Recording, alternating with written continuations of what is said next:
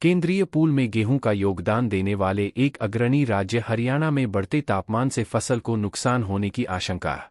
इस राज्य में चालू रबी सीजन के दौरान करीब 37 लाख एकड़ में गेहूं की खेती हुई और कुछ समय पूर्व तक फसल की हालत अच्छी बनी हुई थी, मगर पिछले कुछ दिनों में तापमान में अचानक हुई वृद्धि ने किसानों की चिंता बढ़ा दी है।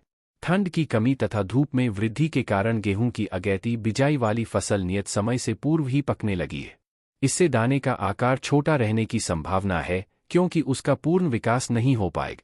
जानकारों के मुताबिक सर्दियों की बिजाई नियत समय से पहले ही होने तथा तापमान के ऊंचा रहने से गेहूं की फसल प्रभावित हो रही है।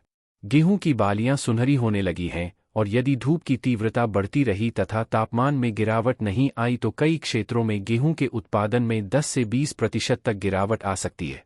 इसके साथ साथ दाने के साइज छोटा रहने से उसकी क्वालिटी भी अपेक्षित स्तर की नहीं रहेगी और उसमें प्रोटीन का अंश घट सकता है। हरियाणा में फिलहाल एक अच्छी बारिश एक ठंडे मौसम की सख्त आवश्यकता महसूस की जा रही है।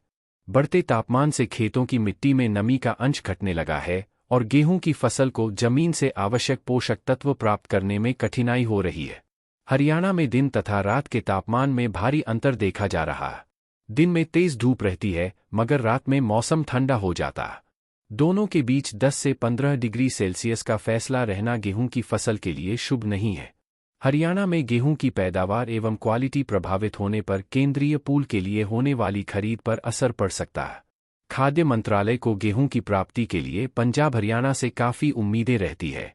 वैसे भी गेहूं का बाजार भाव फिलहाल सरकार समर्थन मूल्य से काफ़ी ऊंचा चल रहा है।